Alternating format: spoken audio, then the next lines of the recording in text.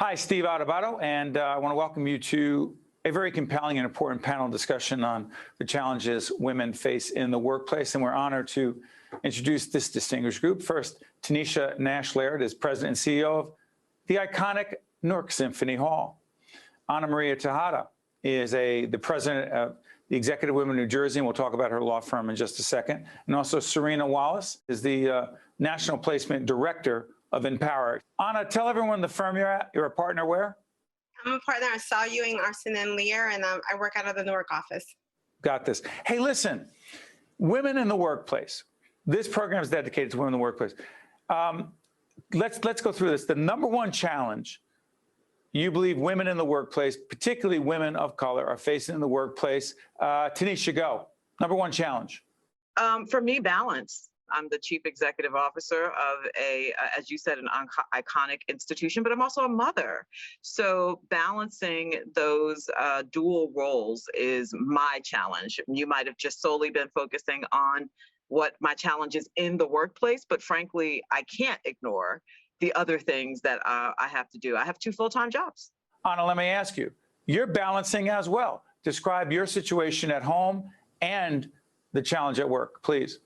So I have to say, Steve, that the biggest challenge really during the pandemic has been just balancing, like Taneshia said, the work-life myth, right, that we talk about. And I have 3 children, 21, 15, and 5, but quite frankly, the 5 has taken all of my attention. And I'm an attorney, right, and I have clients and they have demands and I have to meet those demands. And so it's a little harder to do that when you're trying to be a full-time professional as you're trying to be a full-time stay-at-home mom. So quite frankly, I think the biggest issue that we're highlighting here is the childcare responsibilities that are placed on us. Sereyna, let me ask you, number one challenge, however you want to take it, go ahead. I agree with both Anna and Taneshia. I think on top of that, it is also about women finding a way to elevate the body of work illustrated on their resume. A lot of times women do juggle a lot. We have a lot of competencies, a lot of skill sets, and a great, robust, and comprehensive professional background. And because we juggle so much, sometimes we overlook putting those pertinent details on the resume to get our foot through the door. Yeah, can we talk about mental health? Absolutely. Just put it on the table. Taneshia, go first. The issue of mental health and its disproportionate impact, not only of people of color, but women of color who are challenged in so many ways and are juggling. The balance thing is funny. What balance are we talking about here? Taneshia, take a shot. Go ahead. So, I mean, during the pandemic, it really kind of, put it forth, right? So my kids were in 100% virtual, right? So we all did work at the same place. Typically, I would be looking at them right now because they would be facing me as I'm doing all of my Zooms. And it increased a level of anxiety in me. Right. So it's about, and I had to acknowledge that I had substantially increased anxiety because I was seeking to keep my eye on 2 places at once. Anna, mental health issues. Yeah, mental health, I think, has been exacerbated more during the pandemic. I think we tend to put ourselves last. And so, by putting ourselves last, I think it just kind of really made it very difficult for us. And so one of the things that I don't think communities of color are big on is therapy. And I think that that's something that we really do need to promote, and we need to really advise, women to engage in therapy to help them work through this process, because it's a hard one. It's not easy. Can I say one thing, though, that might have only been the thing that came during the pandemic, that everybody had to confront this idea of mental health, and so it made it less stigmatized.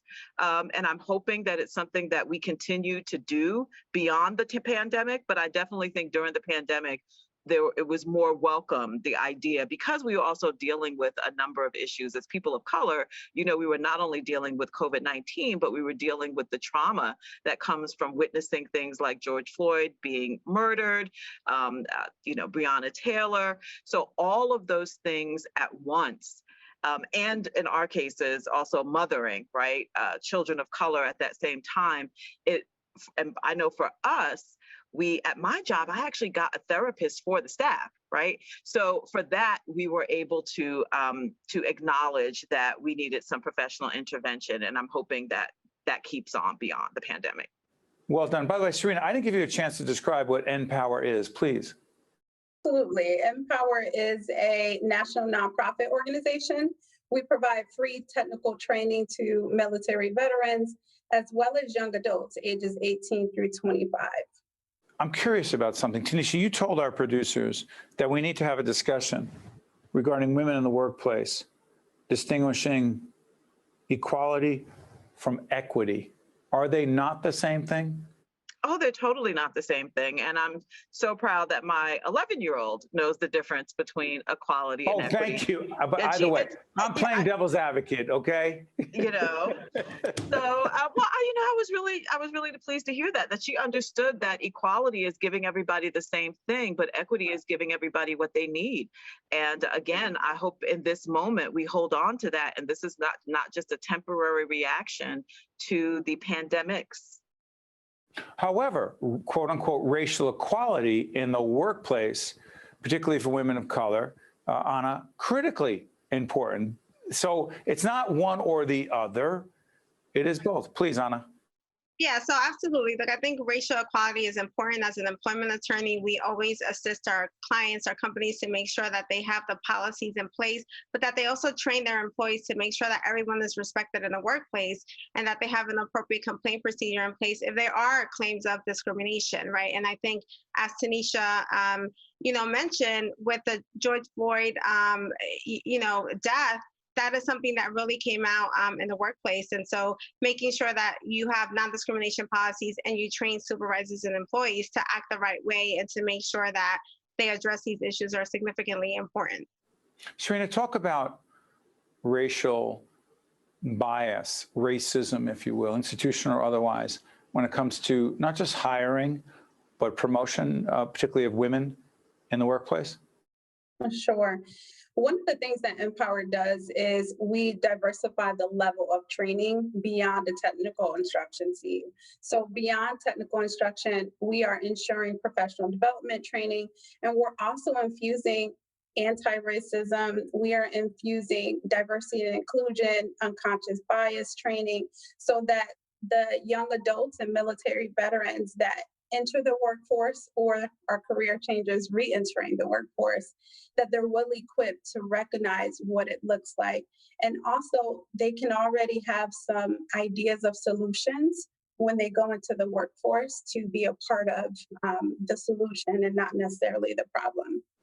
What is 40 by 22? Sure. 40 by 22 is an initiative that NPower has.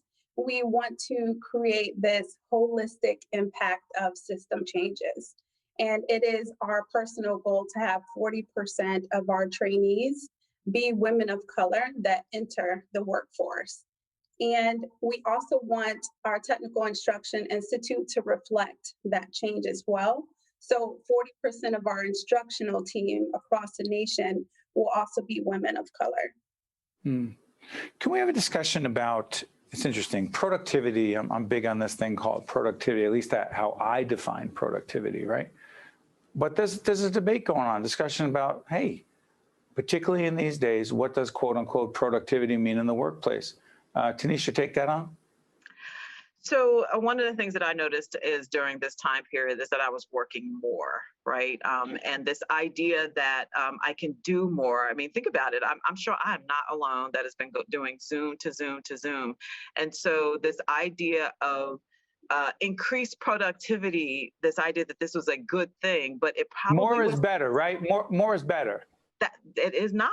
It is not. It is not. And so that's something else to that we all had to sort of reconcile as well. And I found this with my staff as well. I found they were working longer hours and I had to tell them to stop. And I had to model by not sending emails in the middle of the night, which is something that I used to do pre-pandemic. That's right. Time out. Hold on. We have 7 strong women who run this company on a day-to-day basis and a group of men, most of us, I'm out here, but we have a great team. Elvin and Frank and Scarlett and others, men behind the scenes, Sylvester and others who are working with us. But I'm curious. I still send emails at odd times, but I say, and I'm not going to make this about me, and by the way, Sereyna, I'm seeing you give me some sort of look. I say, listen, you don't have to answer me today, but it's on my mind right now.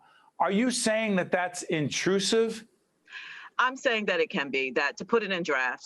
That's what I started doing. I put it in drafts. Because again, it's easier for me to do so because I'm balancing all of the other responsibilities.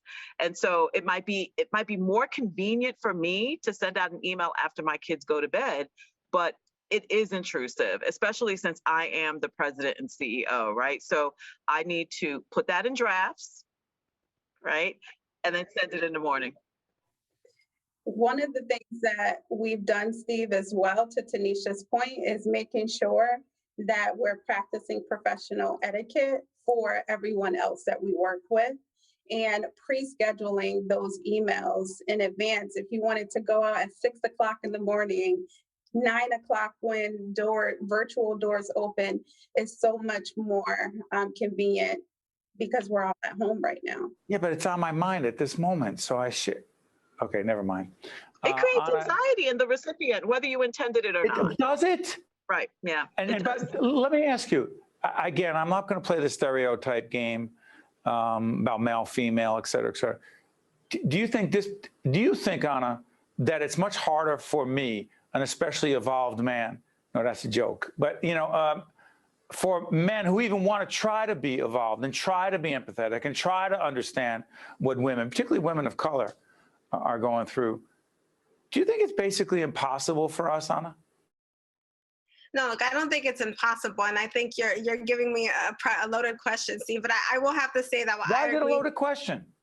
Well, look, what I want to say, and this is why I agree with Taneshia and what Sereyna said. However, as an attorney, as someone who my clients want the response right away, and I couldn't give them the response right away, right? Because I have a 4-year-old jumping on my head as I'm conducting Zooms. I had to send out the emails at 12, 1, 2, 3 in the morning because that's when I could get my work done, right? And so I think that while it's ideal to be able to send out that email at 8 a.m., if I was sending it to an associate, somebody that was working under me, I would say, hey, I don't expect you to respond to me, but I needed to give them some direction. So I think it depends on your circumstances, it depends on the industry, and it depends on demands that you have in the workplace. And look, I don't think it's impossible, Steve, for men to understand the issues that women are facing. I mean, hey, you have a wife, so you know what she's going through, right? Well, she's working.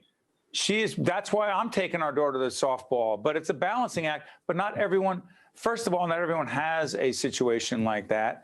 Number two, there are some men who believe that even in this day and age, that somehow their work is more important. And it's just not true. It's just not. True. Yeah, look, it's not true. Yeah, no, it's not true. Look, and as president of Executive Women of New Jersey, one of the things that we have always advocated for is having more women in leadership position and on corporate boards, right? Because if you have women in these positions, then you're going to have the opinion and the voice of someone who understands not only, what perhaps the company is going through, what the consumers are going through. You're getting a perspective that other men on the table are not going to have. And so I think it's extremely important to make sure that you have women in decision-making positions, because then you have that important opinion and conversation at the table. You're saying it's smart business. It's the right thing to do to have women in leadership positions because you're just in a better position to understand. So I got to ask you, Taneshia, real quick. I'm going to go around and ask this question of everyone. One concrete action that would improve the incredibly difficult situation that most women, particularly, again, Black and brown women in the workplace have. One concrete workplace change, improvement. I don't care, innovation, whatever you want to call it. Go, Taneshia.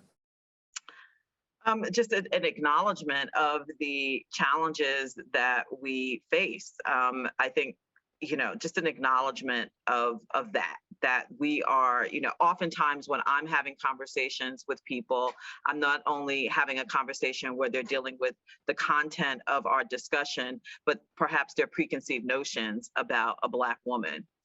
Sereyna, go. I think I'll have to say expanding the learning pathways. So, and this is both within my organization and extending there out. For us, we're providing technical training, and we had to pivot during the pandemic to realize that our trainees, especially the women of color, needed to have a more diverse skill set. So we expanded those learning pathways to now offer a greater number of trainings that complement the job market today, so that they can get their foot in the door of coding, software development, and those type of skill sets. So I think that's important for any organization to do, to really look at that service delivery and making sure that their employees, customers, clients, women of color have the opportunity to expand their learning pathways in the organization and beyond. I'm tight on time. Anna, go. One change, one improvement. Pay equity. You have to make sure that all women, especially women of color, are paid what they need to get paid for the same amount of work. Black women make 63 cents on the dollar. Latinas make 55 cents on the dollar. That has got to change. And we have to expedite that change because it's taking way too much time. Anna, Taneshia, Sereyna, thank you. Just thank you. Stay with us and we'll continue the conversation. Think Tank with Steve Adubato has been a production of the Caucus Educational Corporation. Funding has been provided by the Healthcare Foundation of New Jersey, Bank of America, NJM Insurance Group, ADP, Seton Hall University, Hackensack Meridian Health, Johnson & Johnson, the Turrell Fund, supporting Reimagine Childcare, and by the New Jersey Economic Development Authority. Promotional support provided by the New Jersey Business and Industry Association and by New Jersey Family Magazine.